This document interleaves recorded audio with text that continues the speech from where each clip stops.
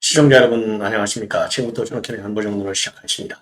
자, 이번 시간에는 말이죠. 지금 그 계엄령과 관련해서 오늘 또 이 난장판이 벌어졌습니다. 국방위에서. 자, 그리고요. 또 장외에서도 지금 난리가 났어요. 현역 군인들이 영관급 장교를 중심으로 해서 여러분도 잘 아시다시피 조선일보에서 군사 전문 기자가 있었죠. 이 유영원 기자.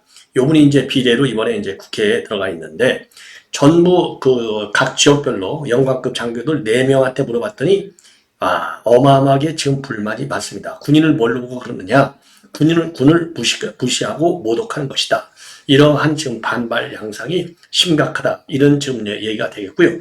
그리고 지금 이제 김재원 최고위원이 뭐라고 얘기했냐면 김민석 의원이요. 김민석이가 한번 생중계 토론을 갖자 이렇게 얘기했어요. 그러니까 이제 김재원 최고위원이 내가 하자 딱 했더니 또 김민석이가 반대를 하고 있습니다.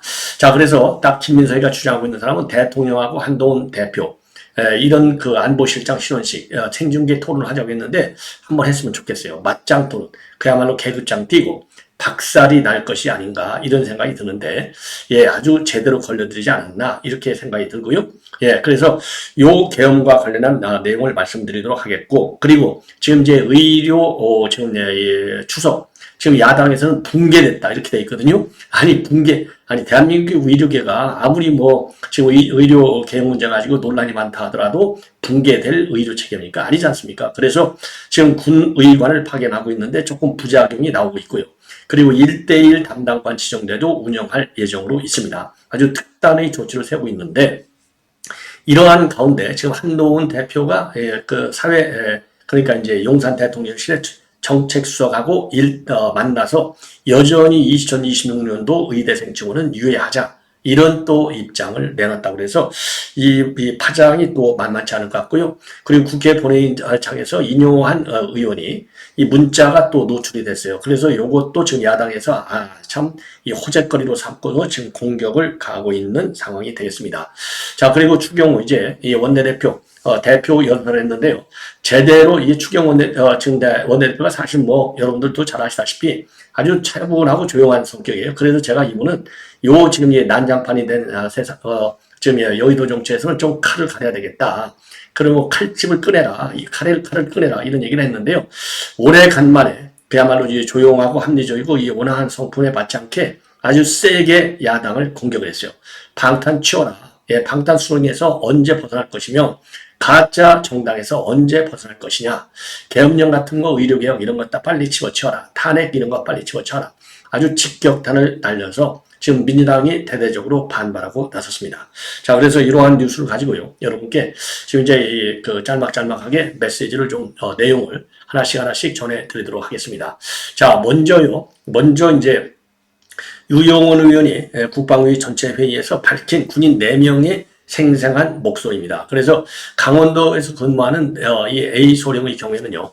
군인은 상관의 명령에 절대 복종하지만 그렇다고 해서 옳고 그름마저 판단하지 못하는 무지한 사람이 아니다. 국민이 정의롭지 않다고 생각하는 일은 우리도 따르지 않는다. 제발 군을 정치에 끌어들이지 말아라. 그리고 이제 대전에서 근무하는 비중령의 경우에는요. 군은 어느 조직보다도 정치적 중립을 준수하고 있고 절대 일어나지 않을 일, 일어나서 안 되는 일을 가지고 국민을 혼란에 빠뜨리지 말아달라. 그리고 이제 경기도에서 근무하는 시대령, 정권 비효를 위해서 계엄령을 선포하는 것은 대한민국의 국격이 이를 허용하지 않는다. 이런 논란을 일으키는 것 자체가 군인 수준을 무시하는 저사다. 그리고 이제 강원도 근무 D 대위의 경우에는요.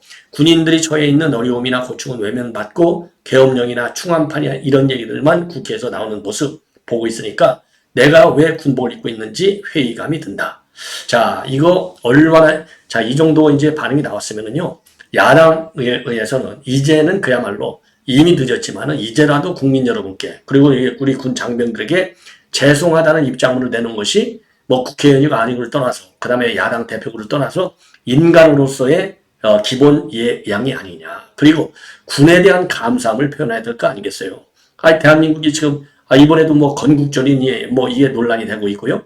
이런 논란이 바로 뭡니까? 나라를 잃어서 그런 거 아니에요. 국방이 무너지면 나라가 잃어져요. 그래서 여러분들 항상 제가 말씀드리잖아요.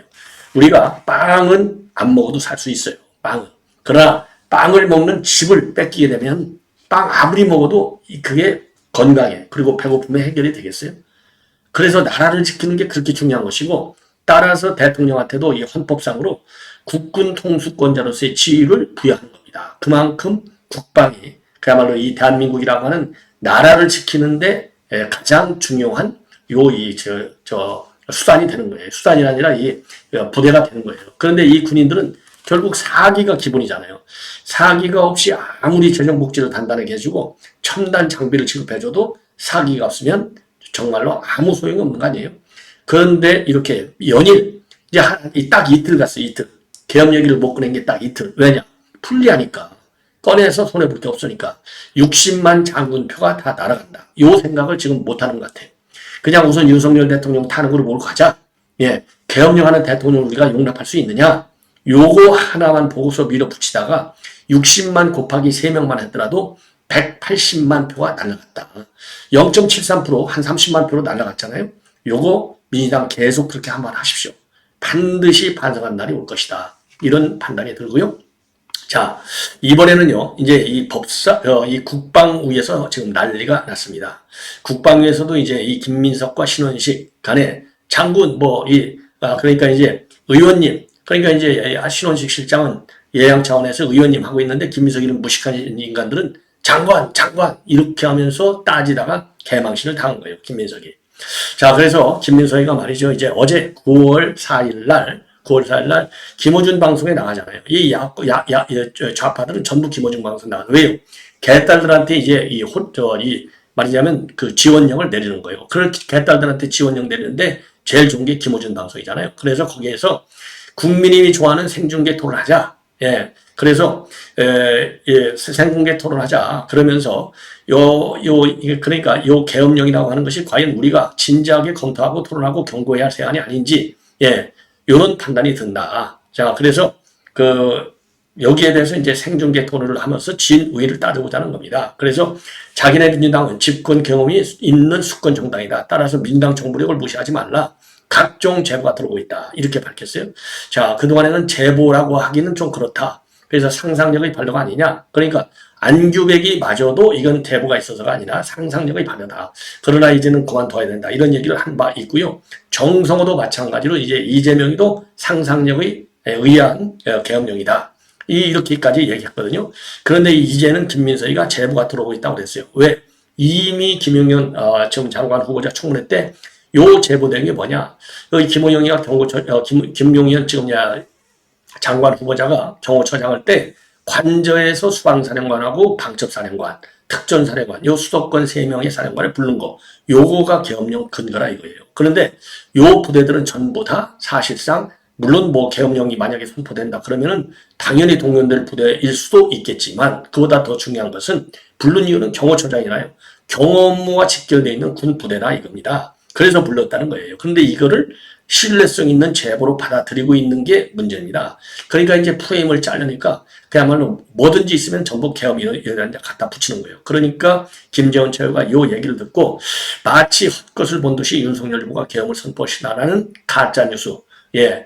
그 가짜뉴스를 버티는 이 김민석 좋다. 그러면 생방석 붙자.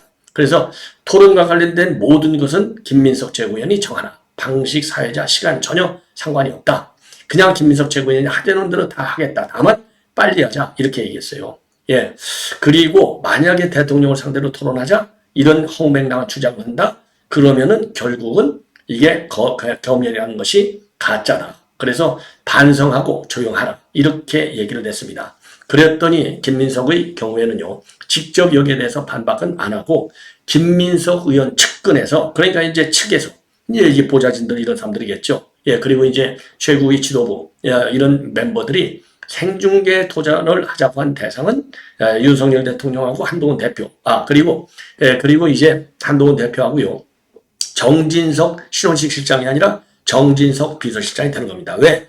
신원식 실장 오면 지니까. 그리고 이제 윤 대통령, 한동훈, 그리고 전인석 실장은 지가 이길 것 같은 착각에 빠져 있는 거예요. 그러니까 김재원 최고위원이 맨 먼저 여기에 대해서는 지금 민주당의 사람들은 전부 실성한 사람들이다. 이렇게 비판하는 바 있지 않습니까? 그리고 오늘 이제 국방위에서도 계엄선을 두고 난리가 났습니다. 자, 그래서 우리 이제 국민의원들이 일제히 한교 의원, 그 다음에 유영훈 의원, 임종등 의원, 이런 분들이 전부 모독이고 모욕이고, 예, 왜 자꾸 시비를 거느냐? 도저히 이해할 수 없다. 예, 도대체 저희가 뭐냐? 이런 반박을 했고요. 그리고 이제 그 박선호는 지금 김민석 여전히 똑같은 방식으로 문제 제기를 하고 있고, 그리고 심지어 12.12 사태 때 군과 국민의 동의가 있었느냐? 동의가 있었던 계엄이 있었느냐? 이렇게 김민석 반발하고 있고요. 부승찬이도 예방주사 효과가 있기 때문에 계엄령을 지적하지 않을 수 없다. 요렇게 몰아붙였어요. 여기에 대해서 신원식 지금 안보실장이 강력히 반발하고 있습니다. 이거 좋아할 사람은 김정은이밖에 없다. 예, 김정은이밖에 없다. 그리고 더군다나 지금 군에도 2017년 이제 문재인이가 계엄 수사하라고 한 거, 그 트라우마가 여전히 남아있어갖고, 그때 한 명도 기소하지 못했고, 당시 기무사령관 조현천 사령관도 무혐의까지 받았다. 그 당시 계엄 논란을 해서 결국 남은 게 뭐냐? 결국 방첩요원만 축소된 것 아니냐? 그래서 이제 방첩, 이 기능을 갖다가 보완하는 이 시점이 굉장히 중요한데, 이렇게 선동하는 걸 보면, 저희가 무엇인지 정말 궁금하다. 장병도 트라우마를 왜 다시 끄집어내느냐? 더 이상 논란이 되지 않았으면 좋겠다. 그리고 그러면서 이번 계엄령이야말로 시즌2 계엄설이다. 그러면서 요거 김정은이만 행복하게 하는 것이고, 이제 그만 좀 해라. 왜 자꾸 괴담을 하느냐? 요런 지금 이제 반박을 내놨어요. 그리고 독도 문제도 마찬가지고, 그거는 일본이만 하는 거다. 독도 문제를 꺼내는 당신들이 진판이냐? 요렇게 얘기를 했어요. 그랬더니 김민석이가 또 다시 의회에서 이제 워딩을 그대로 말씀을 드리면, 군과 국민의 동의 없이 계엄이 있을 수 없다 이렇게 얘기했는데 12.12.5.18 군과 국민의 동의가 있었습니까? 다 그러니까 신원식 장관이 열받잖아요. 45년 전에 대답하지 않겠습니다. 대답할 가치가 없습니다. 그러니까 그러니까 이제 의원님, 장관 이러면서 설전이 벌어지고 난리가 났어요. 그리고 이제 이 양문석이는 최근에 말이죠. 이 계엄령이 계엄령이란 귀신이 한국에 떠들고 있다면서 130여 명의 군 장성들이 나무위키에서 왜 명단을 삭제했느냐. 그러니까 제가 또 이미 말씀드렸잖아요. 이게 신원 보안상 그랬을 것이다. 그래서 군 관계자들도 장군들이 신원 보안상 비밀이기 때문에 개별적으로 삭제를 요청했던 거다. 밑도 끝도 없이 주장하지 말라. 이러한 반박을 지금 우리 군에서 내놓고 있습니다. 자, 그래서 계엄령이 이 정도로 지금 상당히 전국을 흔드는 그런 사태로 지금 번지고 있는데, 이게 쉽게 가라앉지 않네요. 그래서 이거는요, 사법 조치를 해라. 지금부터 이 계엄령을 꺼내는 사람에 대해서는요, 강력히 법적 대응을 하겠다라는 입장을 내놓고, 그리고 나서 바로 실전에 들어가야 된다. 이런 생각이 듭니다. 자, 그리고 추경 원내대표가 오늘 말이죠, 이 순한 양을 건드리면 무섭잖아요. 죄송합니다. 그래서 오늘 연설에서요, 교섭단체 대표 연설이셨습니다. 어제는 그 대표당, 다수당인 민주당, 오늘 이제 우리 여당, 후쿠시마 용서라든가 계엄령 이런 의혹을 제기하면서 황당무계한 가짜뉴스까지 만들어 버티는 것은 국민을 바보로 여기는 것이다. 이런 거짓 괴담으로 대한민국을 혼란과 분열로 몰아넣는 세력을 탄핵하자. 뭐 제대로 얘기했어요. 자, 탄핵하자. 이렇게 주장을 하고, 정쟁의 장으로 변질된 지난 100일 동안 민생은 설 자리가 없었다. 민주당은 탄핵 소추권마저 정쟁의 도구로 삼아서 마구잡이로 내던지고 있는데, 바로 이게 방통위원장들 봐라. 오로지 방송 장악을 위한 정략적 목적의 탄핵 남발이다. 그리고 지금 정치 퇴행과 극한 대립의 궁극적 배경에는 이재명의 사법 리스크가 있는 것 아니냐. 그래서 이재명은 민주당을 끌어들여서 수사와 재판을 방해할 것이 아니라 빠른 신속한 수사와 재판을 통해서 결백을 입증하는 것이 술이다. 그래서 개인 차원에서 당당하게 좀 대응을 해라. 그리고 민주당은 이재명 한 사람을 위해서 포획된 방탄정당의 수렁에서 빠져나와서 민생을 챙기고 미래를 준비하는데 힘을 쏟아라. 이렇게 얘기했더니 이제 민당이 난리가 나고 고성이 내리치고 그랬어요. 총선을 이기지 그랬냐? 연설 수준이 뭐가 이러냐? 고성을 치러대고 있고요. 그러니까 여당에서는 적당히 좀 해. 맞대응이 나오고, 고성이 막 터지니까 우원식 의장이 원내대표 연설을 중단하고서 경청해 달라. 이런 요청까지 했는데요. 오늘 요 방청석에는 초중생들, 초중학생들이 원내대표 연설을 봤다고 하는데, 참 창피한 줄 모르겠죠. 당연히. 그리고 오늘 주 원내대표는요, 연설을 하면 민생 법안을 논의하는 여야정 협의체를 구성하자. 그리고 민생입법 패스트 트랙도 도입하자. 그리고 종부세도 좀 더 낮추자. 그 다음에 국회의원 윤리실천법도 만들자. 이러한 입장을 내놨는데 하나도 안 받아들이겠죠. 당연히 민주당. 오로지 탄핵과 특검에만 매달리니까. 그래서 오늘 교섭단체 연설에서 야당이 탄핵은 7건, 특검 12건을 발의했다는 거, 청문회를 13번이나 개최한 사실도 언급을 오늘 했습니다. 그리고 개혁을 33번, 민생을 24번, 미래를 13번, 지금 언급을 해서 그야말로 뭐 독도, 그 다음에 자위대, 이런 망언을 뽑은 박찬대와의 차별성을 확실하게 보여줬다. 이런 높은 평가를 받는 연설을 한 것으로 보입니다. 자, 이 정도로 해서 이 정도로 이제 마치고요. 그 다음에 중요한 것은, 그랬더니 이제 민주당이 난리가 났죠. 용산 대변인 성명과 다름없다. 참, 아이고, 정말 욕이 나오는데 욕은 제가 참겠습니다. 자, 그리고요, 이 한동훈 대표가 결국은 장상윤 사회수석을 만났습니다. 그래서 2026학년도 의대 충원 유예를 재차 요청을 했는데, 요거는요, 이 장수석이 1대1 면담을 요청하면서 이루어졌다고 하는데, 한동훈도 이제는 접어야 될 것이 아닌가, 이런 생각이 드네요. 자, 요거를 더 그러니까, 지금 이제 계엄령 갖고도 지금 난리가 났는데, 의료개혁 갖고서도 이렇게 야당이 주장한 거고 비슷한 얘기를 계속해서 뭐 하겠다는 건지 도저히 알 수가 없네요. 이재명이도 대표회담 할 때, 나도 사실 의료개혁과 관련해서 아니 없어. 그랬다는 거 아니에요. 그리고 이재명이도 지금 얘기하는 게 뭐니까, 의대 증원은 맞아. 그러나 이제 시간을 좀 더 한 10년 길게 가자는데, 길게 가지면 되겠습니까? 가다가 지쳐서 아니 가만 못하게 되는 거예요. 그리고 지금 이뇨한 의원이 이제 문자가 포착이 됐어요. 여러분들 이거 보이시잖아요. 부탁한 환자 지금 수술 중, 조금 늦었으면 죽을 뻔, 너무 위험해서 수술해도 잘 살 수 있을지 걱정이야. 요게 저 모르는 사람한테 이거를 받았다는 거예요. 아는 사람한테 받은 게 아니라 모르는 분한테 이걸 받았는데, 그 알고 보니까 이제 이분이 어떻게 해서 이뇨한 의원은 이제 그 전화번호를 이제 알아가지고 급하니까 이제 보냈다는 거예요. 전혀 알지 못하는 목사. 그래서 빨리 이 수술 환자, 뭐 의사가 없으니까 이렇게 끼워 넣어가지고 수술하게 시킨 게 아니고, 이미 수술 의사가 다 정해져 있는데, 이제 참 목숨이 위험하니까 이뇨한 의원이 이제 또 연대 세브란스 출신이니까 이런 부탁을 했겠죠. 그런데 이런 사정을 놔두고 가만히 있으면 그거는 의사가 아니죠. 그리고 사람이 아니죠. 예. 아무리 김영란법이 중요하다 하더라도 목숨보다 김영란법이 더 중요합니까? 김영란법을 지켜서 공익을 지키는 것보다는 요 개인의 생명을 더 지켜서 사익을 지키는 것이 지금 현 상황에서는 더 급한 거 아니에요. 예. 만약에 그냥 완전히 새로 끼워 넣었다. 그래갖고 지금 그냥 죽어갈 수 있는 위험에 있는 중증, 아주 최고 중증 환자가 널려 있다. 그런데 한 사람을 끼워 넣었다. 그러면 이제 김영란법이 더 중요할 수 있어요. 그죠? 왜? 그건 공익이 더 중요하니까. 한 사람의 목숨보다는 목숨이 여러 개가 있잖아요. 그러니까 그때는 김영란법 지키는 공익이 중요해. 그런데 지금은 다 수술하게 돼 있는데, 아이고, 수술 좀 잘 좀 해줘. 좀 정신 바짝 차려서 수술 좀 해줘. 요게 김영란법 위반입니까? 아니죠. 근데 이거를 야당이 잘 걸렸다 해서 정쟁화시키고 있어요. 먼 눈에는 뭐만 보인다, 이렇게 욕하지가 않을 수 없어요. 자, 그리고 지금 이제 물론 이제 안타까운 사정들이 여러 개가 나오고 있는데, 우선요, 군의관들을 지금 파견했는데 이대 목동병원에서 있는데 응급실 근무와 관련해서 사전에 군에서 제대로 된 설명이 없었다. 이래서 돌아가는 사태가 벌어졌어요. 참 안타깝습니다. 그리고 조선대학에서는요, 베르 조선대학 병원이 있잖아요. 100m 응급실에서 심정지로 쓰러졌는데 요 담당 의사가 없어서 이 전남대학으로 갔는데, 전남대학 병원으로. 이게 쉽지가 않은 상황이다. 이런 지금 이 안타까운 사연들이 나오고 있습니다. 자, 그래서 지금 이 권역센터가 뭐 40%가 셧다운 돼 있는 애, 어떤 애, 이런 뭐 여러 가지 이제 뉴스들이 굉장히 많아요. 자, 그런데 어쨌든 간에 지금 이제 비서관을 권역응급센터에 전부 배치한다는 거 아니에요? 자, 그래서 추석 응급 상황을 점검한다.